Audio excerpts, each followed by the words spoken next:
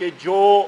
اس imported حکومت نے پاکستان تحریک انصاف کے ورکرز کا اور ہمارے ساتھیوں کا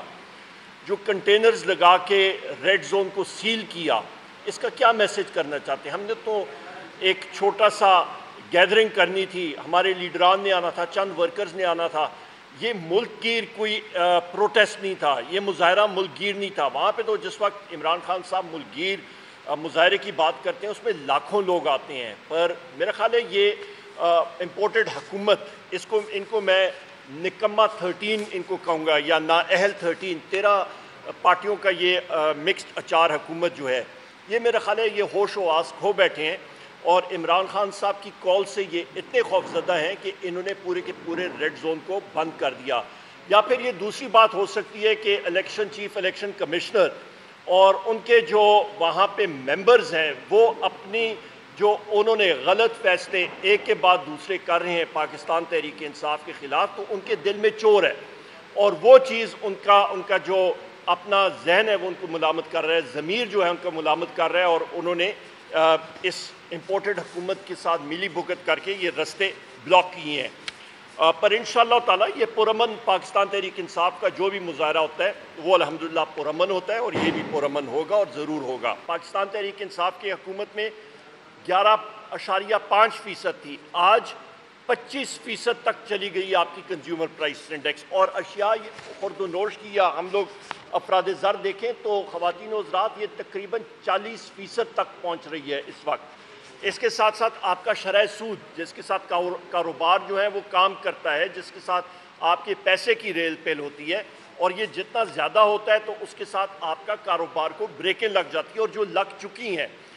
پاکستان تحریک انصاف کے دور پہ یہ انٹرسٹ ریٹ جو تھا شرح سود، یہ مارچ میں 2022 میں 11% تھا، آج 15.5% تک چلا گیا ہے۔ آپ کی ایکسچینج ریٹ، روپے کی قیمت جو ہے، یہ مارچ 2022 میں پاکستان تحریک انصاف کے دور میں 182 روپے تھا، آج یہ تقریباً اس وقت یہ ٹیمپریریلی کچھ دیر کے لیے نیچے آیا ہے، پر یہ جولائی میں 240 روپے تک گیا ہے۔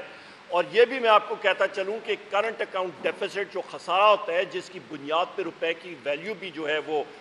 تعین ہوتی ہے، وہ بھی اس وقت ریکارڈ ہائی پہ چلا گیا ہے۔ یہ مارچ میں پاکستان تحریک انصاف کے دور پہ یہ $500 ملین تھا، یہ جون میں خواتین و حضرات 2.6 ارب ڈالر تھا، اور وہ بھی انڈر رپورٹ ہو رہا تھا کیونکہ اس امپورٹڈ حکومت نے LNG کے کارگوز ان کو ملے نہیں، تقریباً 4-5 کارگوز ان کو ملے نہیں، وہ مل جاتے تو یہ اصل میں یہ تقریباً $500 ملین اس میں اور ایڈ ہوتا، اور یہ تقریباً 3.1 ارب ڈالر سے بھی زائد ہوتا۔ اس کے ساتھ ساتھ ہم لوگ یہ بھی دیکھیں کہ آپ کے پاس ایکسپورٹس، جو کہ ایک بہت اہم جز ہوتا ہے، پاکستان تحریک انصاف کے دور میں مارچ میں یہ 3.2 ارب ڈالر تھا، اور اس حکومت کے دور میں، امپورٹڈ حکومت کے دور میں یہ 2.2 ارب ڈالر پہ آ گیا ہے، اور مزید نیچے جا رہا ہے۔ جس طرح پہلے بھی میں نے آپ کو بتایا کہ ایکسچینج ریٹ زیادہ ہو گیا ہے، پر اس کے باوجود آپ کا پورے ملک میں افراتفری بنی ہوئی ہے، آپ کی انڈسٹریز بند ہو رہی ہیں، ایکسپورٹس نہیں بڑھ رہی، اور اس کی وجہ سے جو بنیادی جو فنڈامنٹل جس کو انگریزی میں کہتے ہیں، اس کی وجہ سے روپے کی قیمت میں بتدریج اور کمی بھی متوقع ہے۔